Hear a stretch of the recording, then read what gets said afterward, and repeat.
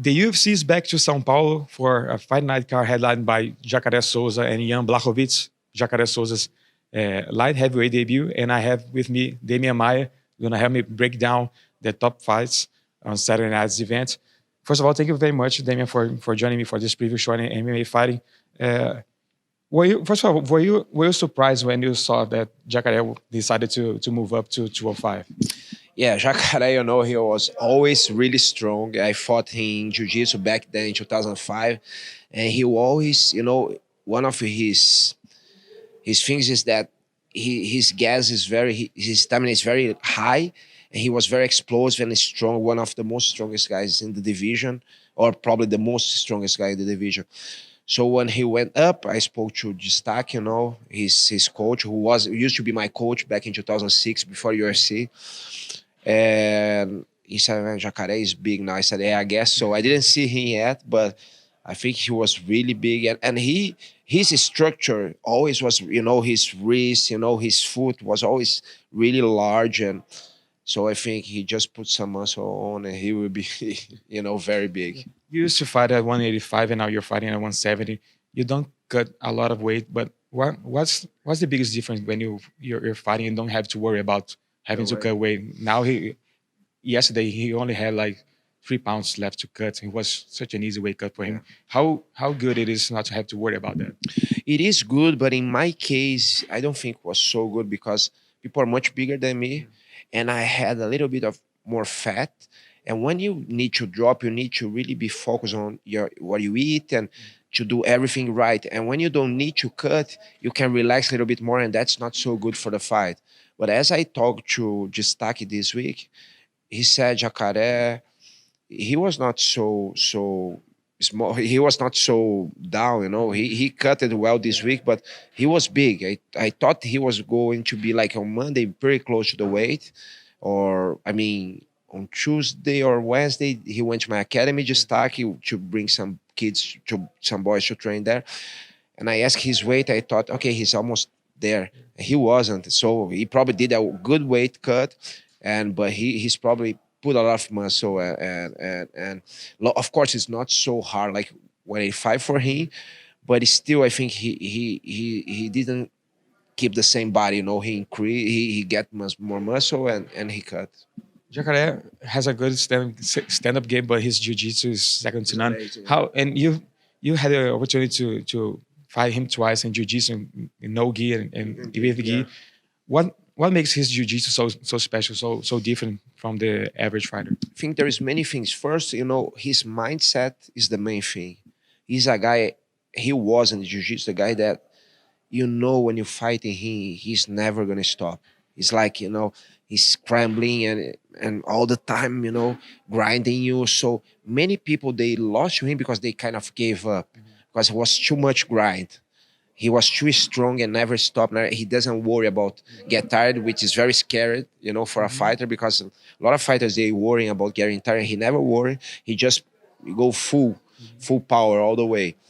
And he was training a lot. He believes in himself a lot, and he was training like crazy. That's why I think he believes in so much. And very technical. Also, he had a background. He was a judo black belt, which this mix helps very much.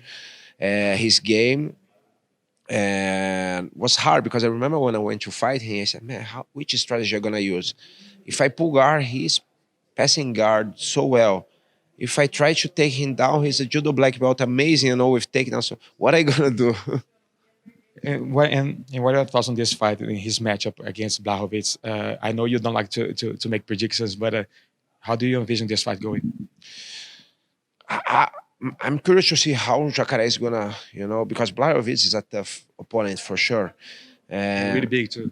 Really big, exactly. So I want to see how Jacare will do. I think the good thing about the jiu-jitsu fighters is because we use it to fight absolute division. Jacare won many absolute divisions, like I did too. So we used to fight with bigger guys, and I think he has this, this memory, this muscle memory. But I want to see how he will be, his confidence. If he's confident, I think he has everything to do well in this fight and to win. In the common event, we have Shogun, who your longtime friend and training Yes. partner. He's fighting Paul Craig, who stepped up on short notice, Yeah. replacing Sam Alvey. What was the biggest change in training preparation uh, coming from Sam Alvey, who's basically a stand-up fighter, and now fighting Paul Craig, who has a lot of submission wins in his record? Yeah, it's funny that Shogun, of course, is my friend, and we train together. And Craig, I was just like about 3 months ago in his academy, with his coach, teaching a seminar there because I have a friend, a Scottish friend, who is friend with them. So I was doing a tour in Europe and I went there. So it was funny. He was the guy to step up for the fight because the coincidence was interesting.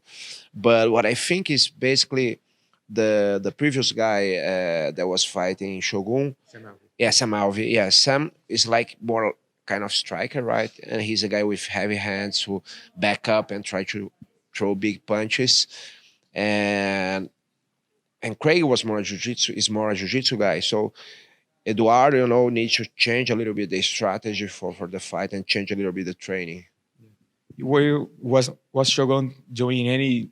Of course, you always train everything, but focus wasn't on the jiu-jitsu area. And now Paul Craig, we expect him maybe to try to take Shogun down. How was the was like 10 days or 2 weeks enough time to make the switch? Yeah, I think so because Shogun has a good jiu-jitsu. Of course, he has a background. He's a jiu-jitsu black belt, and he been proving that in many of his fights. Uh, I didn't see the camp too much because I was in Singapore, and then they changed the fight. I think when I was in Singapore, the day of my fight, I think they changed the fight, or they were talking to Eduardo. They didn't announce it yet. Yes, but he pulled out on the Saturday that I was fighting. And I remember Eduardo was stressed because we had my fight, and then he needs to take care of it. And also he was talking to Mick about who they could figure out. And then when we came back, I stayed few days doing some stuff in Brazil, so I didn't go every day to the academy. And then right after I went to United States to see some affiliate academies and do some training there and seminars, and came back the fight week. So I didn't. I wasn't too close of this camp, but I trust in our team, and I trust that he's doing a great job. And what's your official prediction? How do you envision Shogun winning this fight Saturday? I think, for me, I always see Shogun knocking out people because his hands are so heavy. So heavy. I remember he was training with P2, with Vante Oliveira, our boxing coach, and I was doing the meets, and then after Shogun goes and he said, "Man, this guy, even when he just arrived for the camp, he's like a horse hitting." So I think if he's able to defend well the takedowns, he will start to land his punches. Then I think it's a way he can win. People are always questioning Shogun if he should stop fighting. And I spoke with him on Thursday, and he mentioned you're 42 and you still have 2 fights left in your career, maybe more. You never know. And he said that now he has 2 fights left. How do you balance the right timing, the right time to stop fighting, and when to stop and dealing with people questioning you, asking you, okay, just stop fighting. You've been there in that position after you lost 3 in a row to 3 tough guys who are champions now. Yeah. How does that affect you? How do you balance this debate around you? I think this is pretty sober inside my mind, and that's the most important. And I have the peace of mind that my thing is the Brazilian Jiu-Jitsu. It's not just be a fighter. So I have so many things that I'm doing already, and I want to do with Brazilian Jiu-Jitsu. Like I was doing some documentaries for Combate. It was so nice to be interviewing people, to be in the other side. And I want to do a podcast. And, we're doing a book now with a friend of mine about some histories of my life and some things that I used to improve when I had tough times, So I have the seminars so for me, it's just a transition. Of course, I will miss, but I'm very excited to have more time to do the other stuff.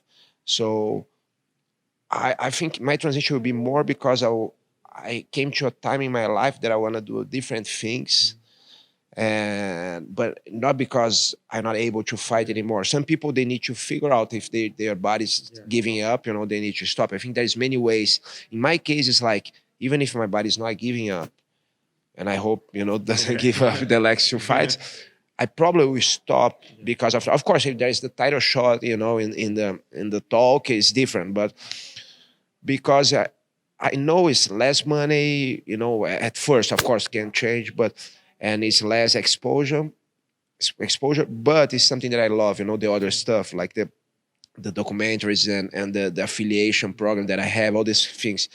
And sometimes when you fight, you say, man, it's too much stress, and the weight loss stuff. And one day I was on the beach and Minotauro called me and we talked to something else. I don't remember what. And I said, Rodrigo, he said, oh, congratulations, your last fight was like, I don't know, a few years ago, or a couple years ago. And then after Masvidal's fight, maybe, when I won. And then I said, man, but it's too much stress. I will fight a little bit more. If I win the title, I'm going to stop. He said, yeah, it's nice, what I'm doing now, doing my stuff. But you know what? You're going to miss that very much. And right now, because we're here, I'm here, I don't understand that. Every fight week I say, "Nah, I'm not going to miss that, That's too much stress. That's too much, it's too tough on your mind. But for sure, we're going to miss that. We are human beings. We have something weird that we like struggling, and we enjoy that. And even if we don't realize when we're passing through, it's something that we miss. And speaking about one of the most intriguing fights for me is Charles Oliveira. People were expecting him to get a top 15 opponents. Now that he's won 5 in a row, finishing everyone. Yeah. But now he got a tough opponent in Jared Gordon. Yes. What are your thoughts on this matchup for him? Yeah, for sure, Jared's a tough guy. I think Charles is much bigger than him, right? I didn't see both, but he has the size advantage, the reach. But Jared's stuff. He was training with my Cody, my wrestling coach, and Davis Posito, these guys. And now he moving. I think he's in Rufus camp, right? Yeah. But Charles has a great jiu-jitsu. He's always danger. He's submitting everybody. He's finishing the fights. If he's in the right mood, it's very tough for everyone. I'm curious to see this one. Yeah. Are you expecting him to win by submission, or do you think Jared Gordon is gonna get the upset? What's your prediction for this one? I don't know. I hope he wins by points. If he wins, because he doesn't get too far for you. Yeah, no, but I'm kidding. It's an exciting, great fight. I'm looking for this one. Yeah, I will be there first row. Cheering and exciting to watch. Yeah, it's gonna be a great card. Thank you very much for your time breaking down this fight. And stay tuned. Fighting for the news and coverage on Saturday night events in Sao Paulo, Brazil. Thank you very much.